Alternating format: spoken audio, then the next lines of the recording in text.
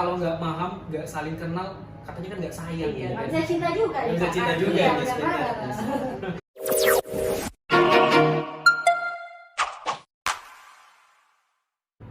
Assalamualaikum warahmatullahi wabarakatuh. Halo Kedan Polmed.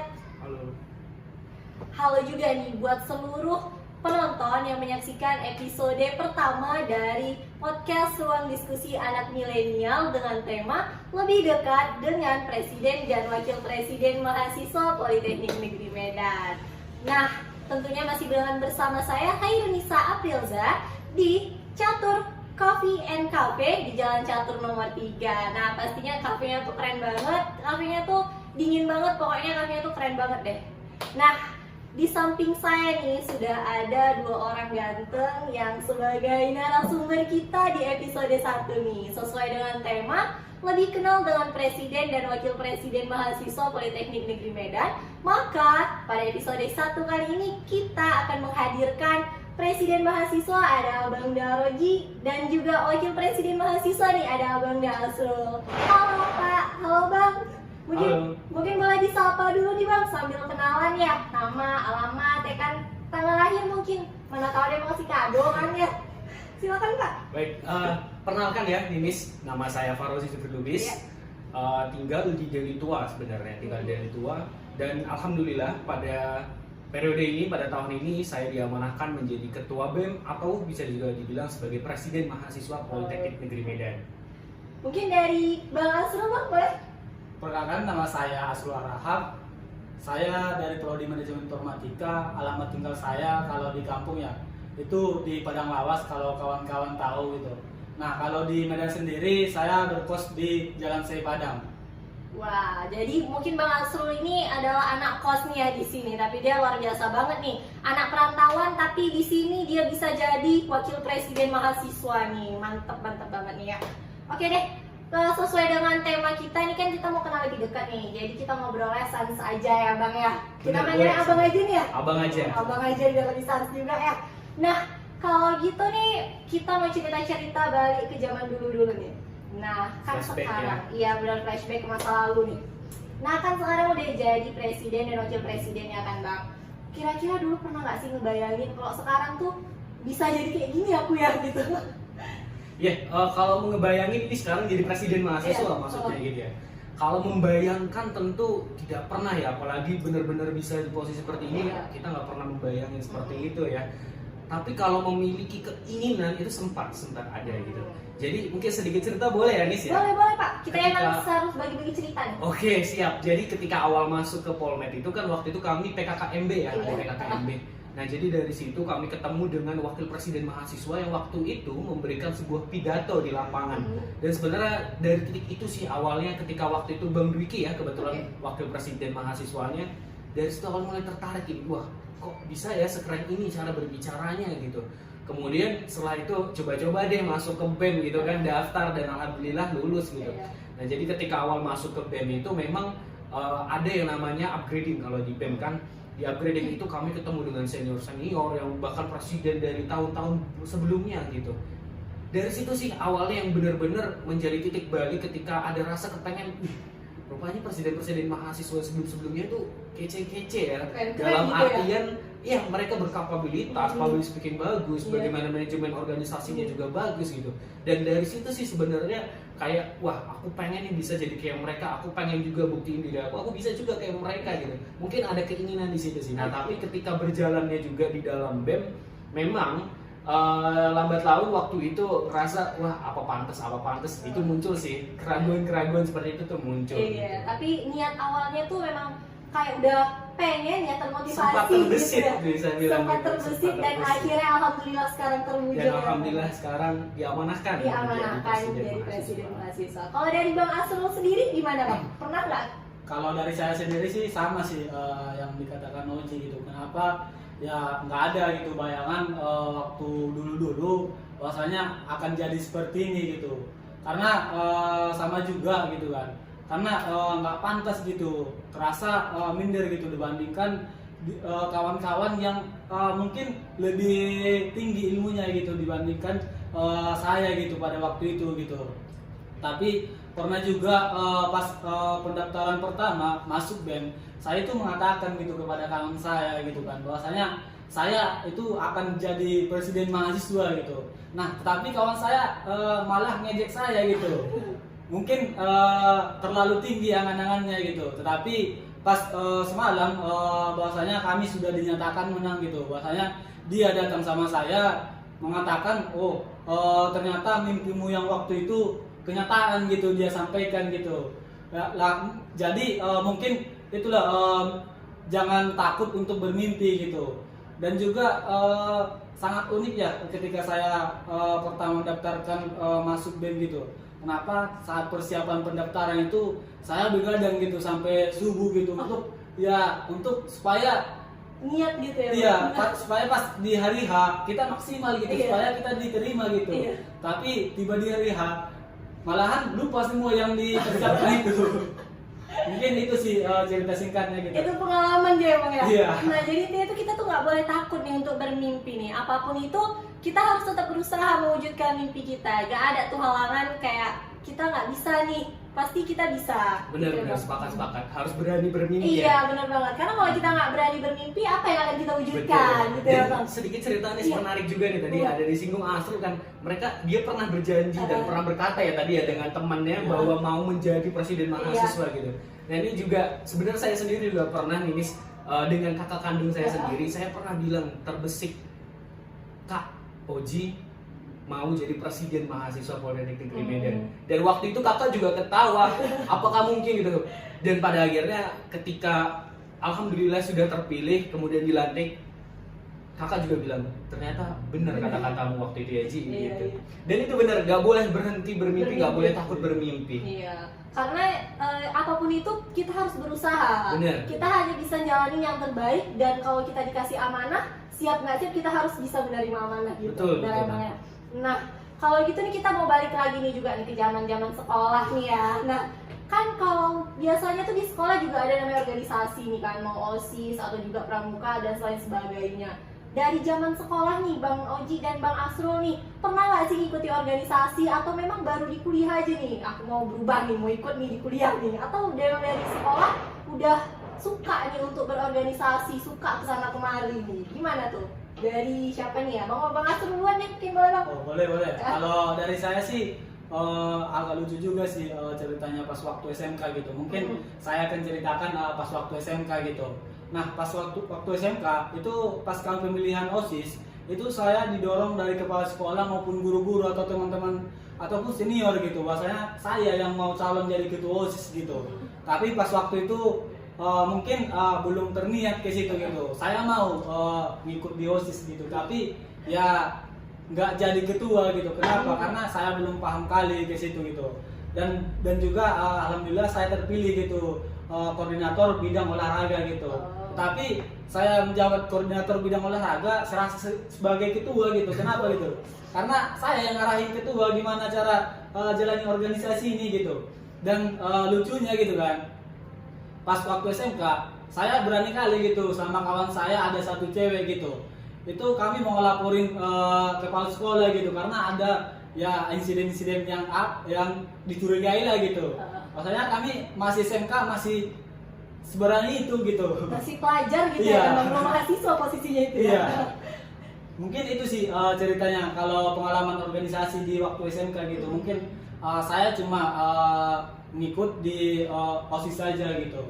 Ikut di OSIS. Jadi itu Iya. jadi sebuah pengalaman besar banget gitu ya kan Bang? Iya, mungkin dari situ terbentuk karakternya gitu. Karakter jiwa iya. keorganisasiannya gitu ya kan Bang? Mungkin itu sih cerita singkatnya gitu. Kalau dari Bang Oji gimana nih Bang cerita organisasinya nih? Ya, kalau dari saya sendiri sebenarnya organisasi itu udah mendarah daging ya mungkin ya. Udah mengalir di darah gitu. Kenapa bisa dibilang seperti itu? Karena memang dari dulu cukup aktif dalam kegiatan gitu. Walaupun memang ketika SD ya cuma ikut pramuka gitu-gitu aja sih. SMP juga ikut pramuka dan itu juga ala kadarnya aja.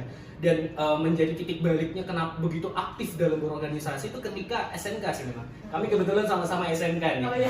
Jadi di SMK Sampai memang SMP nggak Pak? enggak dong, Oh, beda. beda dong, beda. Dia di Padang Lawas kan jauh. Oh iya gitu. ya. Jadi ketika SMK memang entah kenapa kayak rasa pengen berubah itu ada gitu. Awal-awal memang ikut kegiatan tuh pramuka, Iya. kemudian juga coba ikut Paskibra. paskibra yang ada di sekolah gitu, kemudian juga gabung OSIS gitu. Dan alhamdulillah memang dari beberapa organisasi yang diikutin Iya. ini mendapatkan amanah dan kepercayaan juga gitu. Seperti di paskibra, alhamdulillah saya pernah menjadi ketua juga, ketua paskibra tingkat sekolah.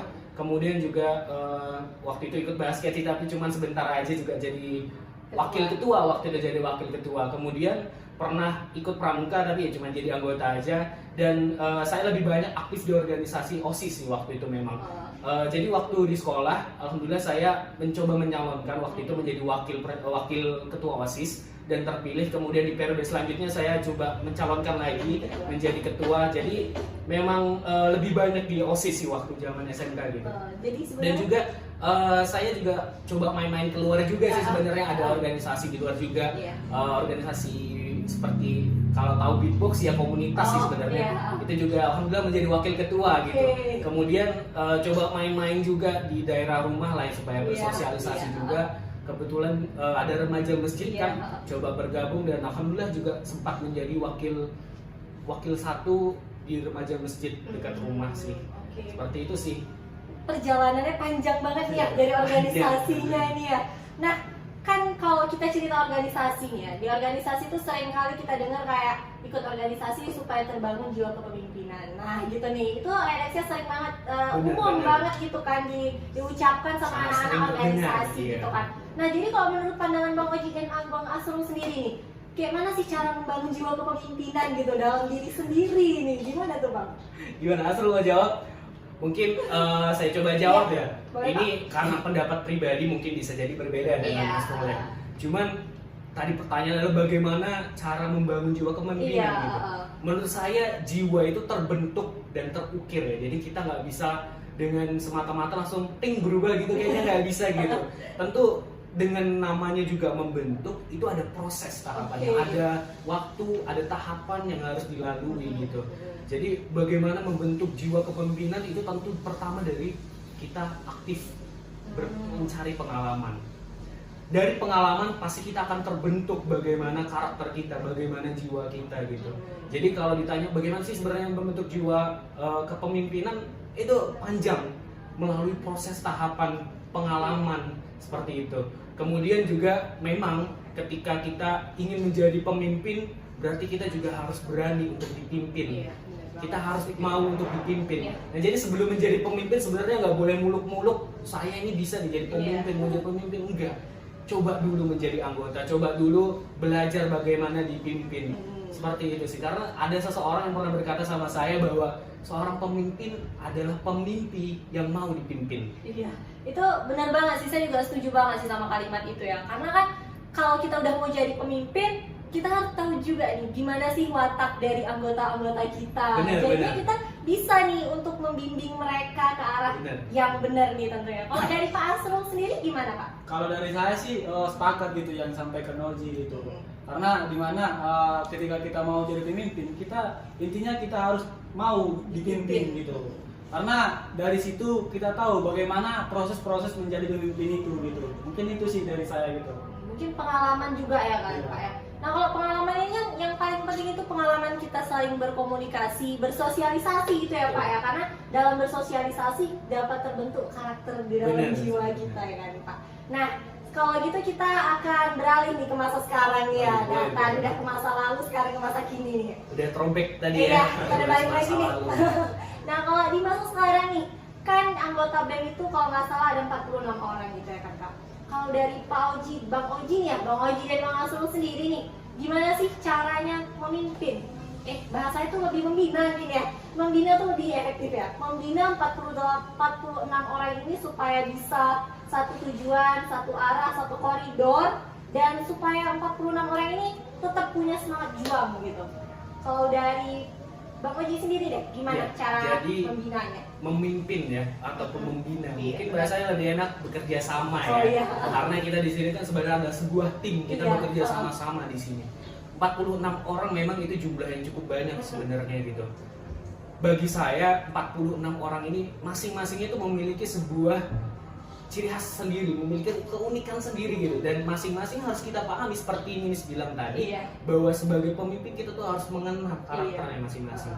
Jadi bagaimana cara bisa menyamakan langkah dengan 46 orang ini, tentu lagi-lagi kita harus menyamakan pemikiran, kita harus mengenal satu sama lain, dan juga di BEM itu kan ada beberapa tahapan upgrading gitu kan. Dari upgrading itulah mungkin menjadi pengkaderan kami, bagaimana supaya bisa sama-sama bergerak, supaya bagaimana bisa sama-sama menyatukan visi dan misi kita gitu sih. Oke, jadi intinya tetap kita harus buat satu pemikiran yang sama dan kita harus menyatukannya gitu kan dalam berbagai tahapan seperti upgrading dan lain sebagainya. Mungkin kalau untuk menyatukan pemikiran itu agak sulit ya, karena kita ini kan sebagai manusia sangat majemuk nih, berkarakter dan masing-masing memiliki pemikiran berbeda-beda. Mungkin lebih tepatnya bagaimana kita bisa bersinergi satu sama lain gitu, dan tentunya kita kan dalam memimpin ini tidak sendiri gitu, tidak cuma berdua. Ada menteri-menteri juga yang siap untuk menjangkau, ada kadek-kadeknya juga gitu. Tentunya kerjasama tim adalah yang paling utama, karena betul, benar. Kalau kami berdua aja sih nggak mungkin bisa jalan BEM ini. Tentu kami ada teman-teman, ada tim yang siap membantu kami. Ada menteri-menteri dan kadep yang hebat-hebat dan mereka siap untuk mengerahkan seluruh tenaga upayanya untuk bisa berjalan bersama di BEM ini. Mungkin kalau dari Pak Asrul?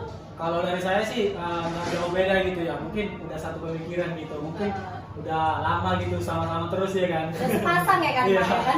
Punya itu pemikiran. Udah sepasang juga nih. Mungkin tambahan dari saya benar tuh, kalau kita itu harus lebih kenal dekat gitu sama kawan-kawan kita, sama kadep ataupun sama menteri gitu. Ya kita tidak boleh hanya berfokus pada program kerja gitu.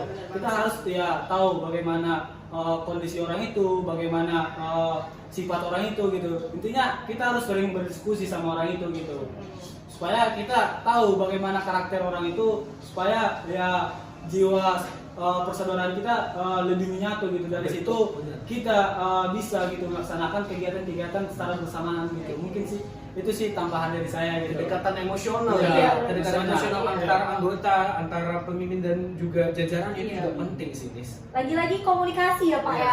Komunikasi yang penting. Betul. Antara dua belah pihak itu penting banget gitu ya kan Pak. Jadi kita jadi saling bisa memahami satu sama lain. Karena kalau nggak paham, nggak saling kenal, katanya kan nggak sayang. Nggak bisa cinta juga nih. Bisa cinta juga. Nah kalau tadi ini kan Bang, kita udah bahas gimana sih caranya menyatukan 46 pemikiran nih ya kan. Nah kalau gitu berkoridor bersama. Iya, supaya tetap satu haluan nih kan. Nah kalau gitu sekarang mau nanya dong, apa sih kira-kira dari Bang Oji dan Bang Asrul nih planning ke depannya gitu untuk bisa memajukan BEM Polmed agar lebih baik dan juga bisa berdampak nih untuk kampus Polmed sendiri? Mungkin bisa dijelaskan nih Bang? Ya, tentu sesuai daripada nama kabinet kita ya, Prakarsa Aksi. Mungkin boleh ya sedikit introduce bagaimana sebenarnya Prakarsa Aksi gitu. Prakarsa Aksi ini kan sebenarnya artinya adalah orang-orang yang memiliki inisiatif. Inisiatif dan aksi adalah tindakannya. Jadi Prakarsa Aksi adalah harapannya ada nanti BEM Polmed ini menjadi sebuah inisiator yang membuat perubahan gitu, konstruktif bagi alma mater, bangsa dan negara gitu. Jadi tentunya harapan kami nantinya bagaimana BEM Polmed ini bisa paling tidak memberikan kebermanfaatan dan perubahan. Kalau ditanya ini bagaimana apa tadi perubahan-perubahannya gitu ya, apa sih yang mau dicapai ya? Agar menciptakan BEM yang lebih baik nih pastinya. Benar, kami ada 3 goal sih sebenarnya. Dan ini sekaligus program kerja unggulan kita sebenarnya ya. Yang pertama kami ingin mewujudkan kewirausahaan daripada mahasiswa Politeknik Medan dan terutama dalam Kema Polmed. Seperti kita ketahui saat di pandemi seperti ini kan kita ini lagi surut-surutnya nih bagaimana mencari kewirausahaan, mencari dana gitu. Dan kami memiliki solusi berupa gerai mahasiswa. Gerai mahasiswa ini apa? Gerai mahasiswa ini adalah sebuah wadah yang bisa menyediakan mahasiswa Politeknik Negeri Medan terkhususnya di HMS dan UKM untuk mereka dapat berwirausaha, mereka dapat menjual produk mereka dapat menjual jasa mereka gitu. Jadi itu sih yang pertama. Mungkin selanjutnya Asrul untuk program kerja unggulan kita. Ya. Yang kedua itu ada program kerja dekat gitu, dedikasi untuk masyarakat gitu. Nah itu sesuai tridharma perguruan tinggi kita yang poin ketiga yaitu pengabdian masyarakat. Nah dari situ kita bisa mengimplementasikan apa sih yang kita dapat di perguruan tinggi dan kita aplikasikan kepada masyarakat gitu. Dan yang ketiga yaitu ada mabar gitu, kemah bertukar kabar. Alhamdulillah barusan terlaksana gitu. Dan di situ tujuannya itu kemah Polmed itu bertukar kabar gitu, membahas isu baik di internal maupun eksternal gitu. Dari situ kita bisa gitu sesuai misi kami itu menjalin kekeluargaan terhadap kemah gitu. Mungkin itu sih simpelnya gitu. Jadi ada 3 fokusan tadi yang disebutkan. Yang pertama dari poin kewirausahaan yang ada di kemah, kemudian juga bagaimana nilai kekeluargaan yang ada di kemah dan bersinergi satu sama lain, dan kedua adalah dedikasi untuk ke masyarakat. Nah, tapi di luar daripada itu kami juga memiliki pandangan luas juga terhadap mengawal isu-isu yang ada di Indonesia. Terutama saat ini lagi banyak permasalahan-permasalahan problematika yang muncul. Kami juga coba sih untuk dapat tetap mengawal dan juga untuk mencarikan solusinya. Paling tidak kita dapat mewakili aspirasi daripada rakyat dan mahasiswa Politeknik Negeri Medan. Wah, iya benar banget sih. Jadi untuk memajukan daripada BEM sendiri, dari Bang Oji dan Bang Asrul ini mereka udah ada planning ke depannya gitu kan, dari mulai dari membantu para UKM dan HMPS dari segi keuangan ya, dari dengan cara gerai mahasiswa tadi, kemudian menyatukan nih, terutama menyatukan silaturahmi antara seluruh kemah Polmed nih supaya saling bersinergi satu dengan yang lainnya. Dan yang terakhir tadi mungkin ada ke masyarakat nih. Jadi memang sesuai dengan tridharma perguruan tinggi yang ada di Politeknik Negeri Medan sendiri. Nah, kurang lebih seperti itu ya, Bang ya. Jadi itu adalah program kerja unggulan sebenarnya yang menjadi fokusan. Akan tetapi juga banyak sih program kerja lain yang dari kementerian dan departemen tertentu, dan tujuannya sama, tetap untuk menjadi prakarsa perubahan konstruktif. Iya benar banget. Jadi kenapa dibilang prakarsa aksi, karena Bang Oji dan Bang Asrul ini mau nih orang-orang yang ada di dalam perahu mereka gitu kan, di dalam BEM ini adalah orang-orang yang senantiasa bisa melakukan perubahan. Benar banget ya Bang ya, untuk kampusnya, untuk bangsanya maupun untuk masyarakat itu sendiri. Nah, kalau gitu Bang, kita mau nanya lagi nih ya. Kan kalau di masa pandemi nih ya, terutama pandemi kayak gini nih, kan banyak tuh kayak orang bilang jadi penghalang gitu atau gimana gitu. Nah, sebenarnya apa sih rintangannya di masa pandemi gitu, dan gimana sih solusi menghadapinya gitu Bang? Ya benar. Mungkin sebenarnya kita ini adalah kalau orang bilang generasi corona ya, dimana memang kita dicoba, dipaksa dan harus mampu beradaptasi gitu. Dengan lingkungan yang baru. Benar, dengan tantangan yang ada gitu. Dan menurut saya itu bukanlah menjadi kendala atau menjadi hambatan yang paling utama gitu. Iya benar banget sih. Sebagai mahasiswa yang berorganisasi, kita harus mampu beradaptasi dengan kondisi yang ada gitu. Jadi kalau memang dibilang terhambat, tentu ada hambatannya, tapi bukan berarti kita harus berhenti, kan seperti itu. Jadi kalau hambatan-hambatannya tentu pasti sama sih. Pembatasan, kita tidak dapat bertemu, banyak teman-teman yang ada di kampung tidak bisa ke Medan, kemudian juga kita tidak bisa membuat kegiatan yang secara offline, secara beramai-ramai, dan mungkin itu sih pasti kendala juga yang dialami oleh kebanyakan mahasiswa di organisasi. Benar banget. Kalau dari Bang Asrul nih ada nggak kendala tersendiri mungkin ya? Kalau kendala tersendiri sih nggak ada gitu. Palingan nanti soal biaya hidup atau segala macam itu kan kendala-kendala mungkin yang sudah dialami kawan-kawan yang punya kos gitu. Iya, Yang kos, ada perantauan ya gitu iya. di sini. Apalagi biaya kuota ya. Iya. Kalau mengenai kendala dalam keanggotaan mungkin tidak jauh lebih dari yang disampaikan Pak Oji gitu. Kenapa gitu kan? Karena sebagian ya kader-kader di BEM itu ada yang hilang kontak, ada sebagian alasan ini itu, dan masih banyak lagi gitu masalah-masalah. Mungkin kawan-kawan itu ada jaringannya rusak atau segala macam gitu. Tapi kami coba mengerti sih, karena kan di dalam kondisi pandemi ini memang benar-benar sangat dinamis ya, sangat banyak problematika yang kemarin-kemarin tuh nggak pernah ada, tapi ketika pandemi ini kita rasakan gitu. Mungkin tadi kalau dari organisasi, mungkin secara akademik juga pasti kita merasakan kan, gimana kita sulit memahami pelajaran, gimana juga kita harus berinteraksi melalui laptop dan mungkin handphone gitu ya.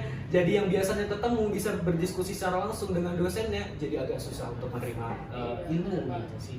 Tapi intinya pandemi itu bukan sebagai halangan, tapi itu sebagai tantangan baru, terutama kita nih ya sebagai mahasiswa yang produktif nih, yang aktif, harus bisa nih menciptakan hal-hal kreatif untuk bisa berjalannya BEM ini sendiri ya kan Bang, walaupun masanya pandemi kayak gini. Benar sekali. Nah, kalau dari masa pandemi ini kan bisa terbilang program BEM saat periode Bang Oji dan Bang Asrul nih, periode Prakarsa Aksi sendiri nih, terbilang dari awal sampai sekarang itu dari masa pandemi lah gitu kan. Nah, program kerja apa aja sih yang udah dijalankan sama BEM itu sendiri? Tentunya ketika kami sudah tahu nih bahwa kita dalam kondisi seperti ini, kita dalam kondisi pandemi, program kerja yang kami rancang juga sudah beradaptasi dengan kondisi yang ada. Kami juga coba menyesuaikan supaya memang program kerja kami ini pasti dapat terjalankan dan terlaksana gitu.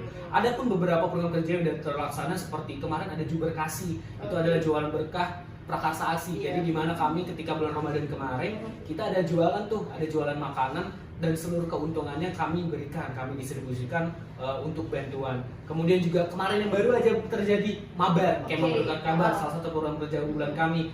Itu adalah sebuah wadah sih atau forum lah. Kita konsolidasi, kita ngobrol, silaturahmi, ketemu sama satu sama lain, berdiskusi, membahas isu-isu yang ada bersama dengan Kemah Polmed gitu. Dan kemudian ada juga kemarin program kerja dari Sospol, ada Bisik Toko. Nah, dari Bisik Toko itu juga kita mengundang, kebetulan ada Wadir 2, kemudian ada Wadir 3 juga, di mana di Bisik Toko itu kita membahas soal kemahasiswaan, soal UKT dan permasalahan problematika lainnya gitu. Mungkin banyak sih sebenarnya, ada suara Akesma, kemudian juga ada Care for Marba yang dimana kita menyediakan wadah nih grup untuk teman-teman maba dan yang lagi berjalan ini juga ada BDUM, bantuan dari dan untuk mahasiswa, dan itu kurang lebih adalah sebuah bentuk donasi dari mahasiswa untuk mahasiswa yang memang membutuhkan secara finansialnya seperti itu. Jadi udah banyak lah ternyata ya program kerja dari BEM yang udah terlaksanakan, dan yang pastinya tuh dan sedang berjalan sih sebenarnya, lagi banyak yang sedang berjalan dan udah beradaptasi sih sama lingkungannya. Betul. Seperti itu ya Pak ya. Iya, dan pagi sih juga baru selesai ya monitoring administrasi dari Kementerian. Kemudian ada juga beberapa hari yang lalu dari pressure meeting dari Kemenkyu ya. Iya, benar banget sih. Jadi ya karena kita udah tahu masa pandeminya nih, kita udah bisa mencari fasilitas lain nih, seperti kayak Zoom meeting dan lain sebagainya. Kurang lebih gitu ya Bang ya. Nah, jadi udah banyak nih sebenarnya. Pandemi tadi seperti saya bilang sih, dia tuh bukan sebagai penghalang, tapi bagaimana kita sebagai mahasiswa terus berpikir nih, gimana caranya bisa tetap berjalan. Nah, kalau misalnya kita cerita tentang organisasi nih Bang, kita nggak jauh-jauh nih bahas tentang ADART, GBHK. Nah, itu kayak udah sesuatu yang udah melekat lah sama organisasi nih gitu kan. Benar. Nah, sebenarnya GBHK, ADART itu penting nggak sih dalam sebuah organisasi? Mungkin dari saya dulu ya. Boleh Pak, jawab Bang. Kalau pandangan saya sih itulah salah satu fondasi organisasi gitu. Kenapa gitu kan? Karena itu ya tumpuan kita saat melaksanakan organisasi gitu. Karena dari situ kita tahu gitu bagaimana ataupun kemana mau kita bawa organisasi ini gitu. Mungkin itu hal-hal yang sangat penting dalam organisasi. Mungkin itu sih dari saya gitu. Ya, jadi sebuah organisasi itu dapat dikatakan matang dan dia siap untuk bergerak. Juga salah satu aspek penilaiannya adalah dari ADART gitu, anggaran dasar dan anggaran rumah tangga gitu. Jadi dari ADART ini kita tuh tahu kemana BEM ini mau dibawa, organisasi ini arahnya mau kemana gitu. Kemudian tadi ada juga GBHK. GBHK itu garis besar haluan kerja, itu dirancang oleh teman-teman DPM bersama juga mendapatkan aspirasi dari mahasiswa, sehingga kita tahu nih BEM ini harus dibawa ke arah mana sesuai dengan keinginan mahasiswa Politeknik Negeri Medan. Dan program kerja yang kami rancang juga itu sesuai dengan aspirasi yang masuk dan keinginan mahasiswa Politeknik Negeri Medan. Mungkin seperti itu nih. Oke. Penting banget nih ya, penting banget nih dalam sebuah organisasi ADART, GBHK, karena itu tuh sebagai fondasinya kita berdiri nih di organisasi. Karena kalau nggak ada itu, bisa aja kita nanti jalannya melenceng-lenceng ya Pak ya, lari-lari kita. Iya, kita nggak tahu arah tujuan kita kalau nggak ada ADART dan GBHK sendiri. Nah, mungkin nih Pak ya, apa sih Pak suka dukanya gitu kan? Kita mau ke pengalaman ini jadi ke personal ini ya. Iya, bener banget. Suka dukanya nih jadi presma, jadi wapres, apa sih? Duka itu mungkin lebih kesedihan dan kehilangan mungkin ya. Mungkin nggak ada sih kalau di dukanya. Sejauh ini saya banyak sukanya, alhamdulillah.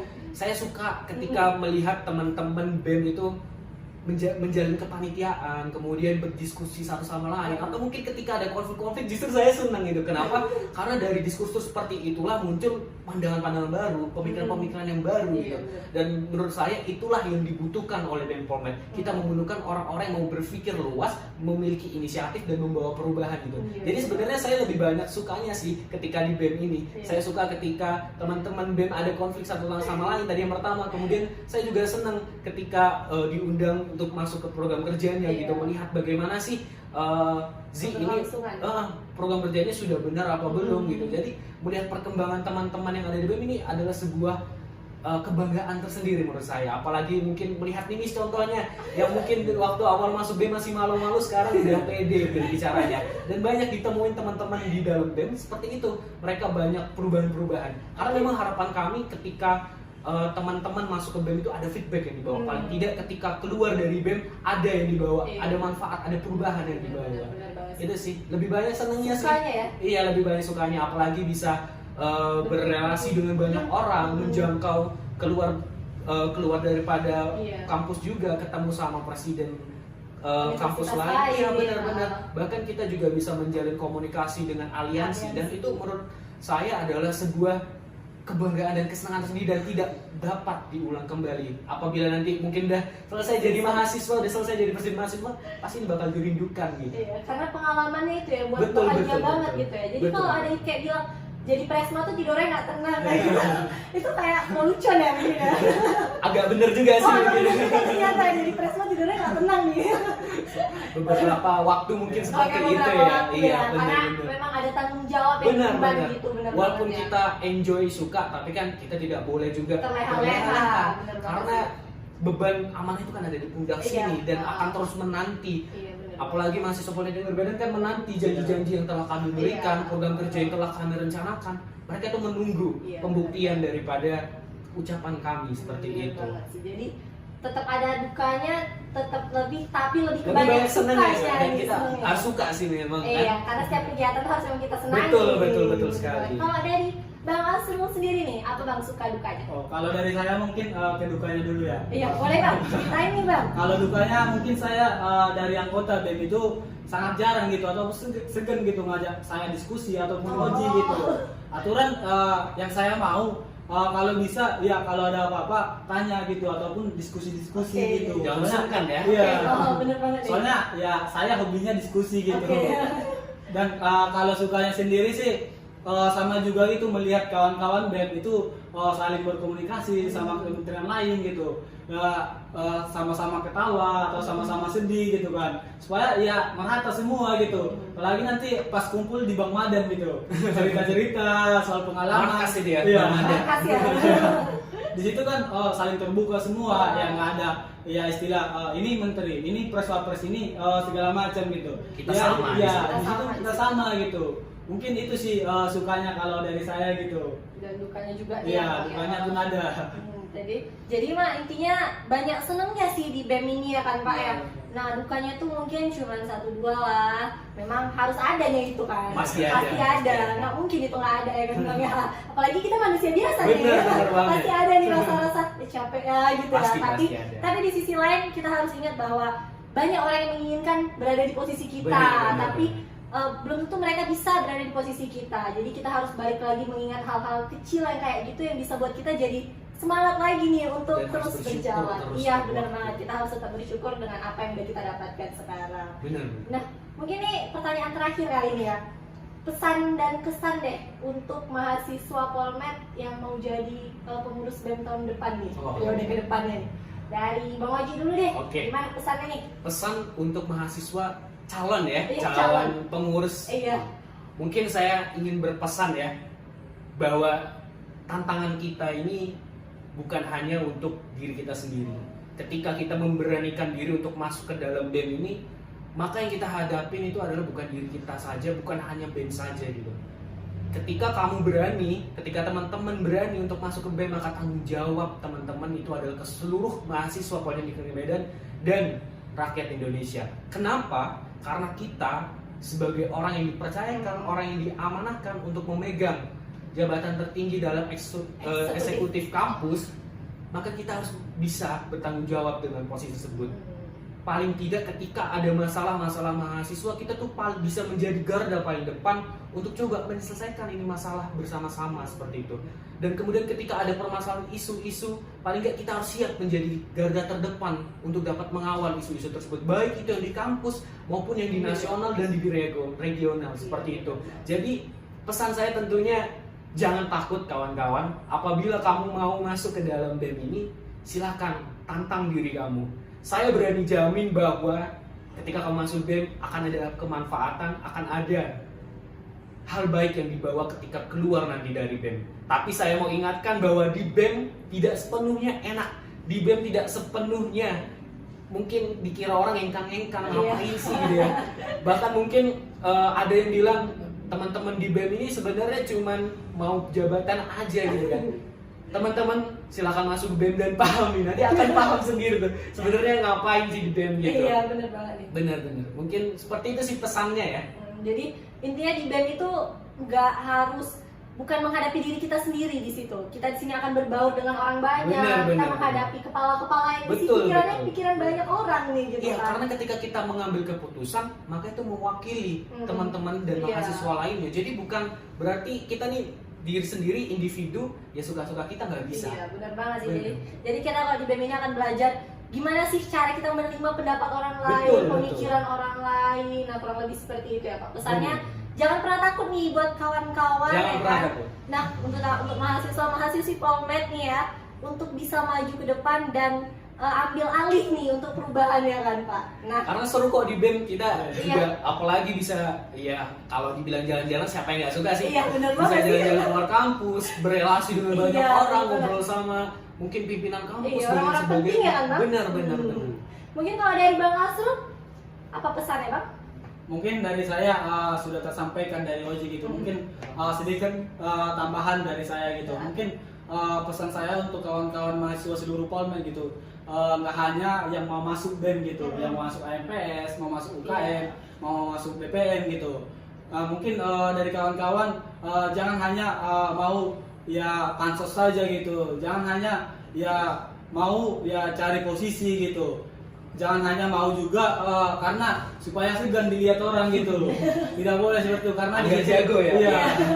Karena niatkan dengan sepenuh hati bahwasanya ketika kawan-kawan mau masuki organisasi itu setiap langkah kalian yang buat pasti ada manfaatnya baik terhadap diri kalian maupun terhadap mahasiswa Polmed gitu.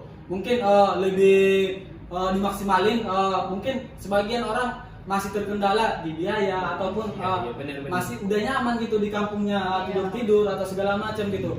Berani ngambil langkah, berani ngambil resiko, pasti ada manfaat ya ketika kamu nanti mengambil suatu resiko yang kamu laksanakan gitu. Nah, tadi itu kan Asrul udah bilang untuk ke mahasiswa juga gitu. Mungkin boleh juga ya pesan untuk ke teman-teman mahasiswa. Kalau untuk ke seluruh teman mahasiswa, terutama nih teman-teman yang ada di Kema Polmed, di HMPS, di UKM, atau mungkin di DPM, saya ingin berpesan bahwa bagi kita seorang mahasiswa terutama ketika dalam masa pandemi ini kita nggak boleh sampai kalah dengan kondisi. Ketika dalam masa pandemi seperti ini kita harus mampu beradaptasi, menghadapi tantangan ini dan berpikir bagaimana solusi-solusi dari setiap permasalahan yang ada.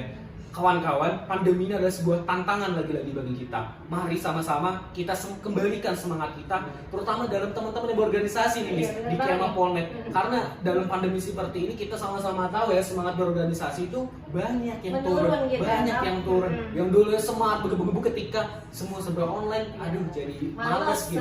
Nah itu yang nggak boleh. Ketika kita masuk ke dalam organisasi, apalagi sudah disumpah jabatan, maka pertanggungjawabkan semua ucapan dan kata dalam sumpah itu. Karena teman-teman, sumpah serapah itu hanya di mulut, tapi pembuktiannya yang kita butuhkan. Itu untuk teman-teman yang mungkin tergabung dalam organisasi di kampus tuh. Bener banget sih, kata-kata terakhir tuh mantep banget tuh kan. Sumpah serapah itu cuma ada di mulut, tapi kita yang pembuktiannya yang perlu kita tunjukkan nih. Jadi intinya tadi dari pesan-pesannya tuh kita nggak boleh takut untuk ngambil alih perubahan, untuk ikut ke dalam sebuah organisasi yang ada di kampus. Melanjutkan estafet perjuangan tentunya. Benar banget nih, melanjutkan estafet perjuangan daripada pendahulu-pendahulu kita nih yang udah memperjuangkan mungkin ya keadaan kita seperti sekarang ini nih. Iya, jadi karena ini setiap masa itu ada orang. Dan setiap orang ada masanya. Itu kalimat yang paling saya suka sebenarnya. Iya, setiap masa ada orangnya dan setiap orang itu pasti punya masanya. Nah, mungkin setelah ini Masa Ninis untuk duduk di sini diwawancarain kan. Oke deh, kalau gitu mungkin udah ya Bang ya. udah cukup lama nggak sih kita bincangnya atau mau lanjut lagi nih Bang? Mungkin mau ngobrol-ngobrol lagi sih kita habis ini di luar ya. Oke, boleh deh kalau gitu. Makasih banyak nih Bang Iya, ya sama-sama. untuk Bang Oji dan Bang Asrul nih yang udah nyempatin waktunya nih jauh-jauh kan ya. Dari kesibukan yang lain nih kan ya disempetin datang kemari untuk ngisi podcast kita nih tentunya teman-teman semua. Podcast episode pertama dari Ruang Diskusi Anak Milenial dengan tema lebih kenal dekat dengan Presiden Mahasiswa dan Wakil Presiden Mahasiswa Politeknik Negeri Medan. Jadi udah cukup kenal belum? Nanti kita tanya lagi deh sama kawan-kawan yang Mungkin ada di online ya. Iya, mungkin kalau masih kurang kenal bisa dihubungi. Iya, mungkin gitu. kalau masih kurang kenal bisa diajak ngopi-ngopi nih Iya, Bang boleh, Ojiknya, Bang boleh. Asrulnya. Mereka suka banget nih kayaknya ngopi-ngopi ya Bang. Iya, benar. Saya sangat suka dan sangat Nah, hobi bener ngopi. banget ya. Jadi kalau mau lebih kenal lebih deket lagi ya masih ada yang kurang nih, masih ada yang belum terjawab. Boleh langsung dihubungi nih dari Bang Oji atau Bang Asrulnya sendiri. Nah, mungkin cukup sekian podcast Rudikal pada episode pertama kali ini. Dan semoga apa nih yang telah disampaikan, cerita-cerita yang telah dibagi dari Bang Oji dan Bang Asrul nih dapat jadi manfaat bagi kita, dapat memotivasi kita semua nih tentunya. Amin, amin. Dan ada tips-tips dan trik tadi yang dibagikan juga ya bagaimana cara melakukan kepemimpinan, menumbuhkan jiwa kepemimpinan dan lain sebagainya. Semoga dapat kita alihkan, dapat kita amalkan, terapkan, implementasikan di dalam diri kita sendiri ini teman-teman semua. Mungkin cukup sekian podcast kali ini. Saya Hairunisa Aprilza pamit undur diri. Dan jangan lupa like, comment, and subscribe akun YouTube BEM Polmed dan juga follow Instagram BEM Polmed. Dan saksikan Rudikal episode berikutnya dengan tema yang gak kalah menarik dong tentunya. Kalau gitu, Bakal ada lagi ya? bakal ada selanjutnya? lagi nih Pak dengan tema-tema yang tentunya Panjang gak berarti. kalah menarik nih. Oke, dari nggak yang sabar ada nih mau nunggu juga Bener episode banget, selanjutnya. makanya pantengin terus tuh akun Instagram BEM Polmed dan juga YouTube BEM Polmed. Nah kalau gitu, saya akhiri dengan Bila Taufiq Walhidayah. Wassalamualaikum warahmatullahi wabarakatuh. See you the next time.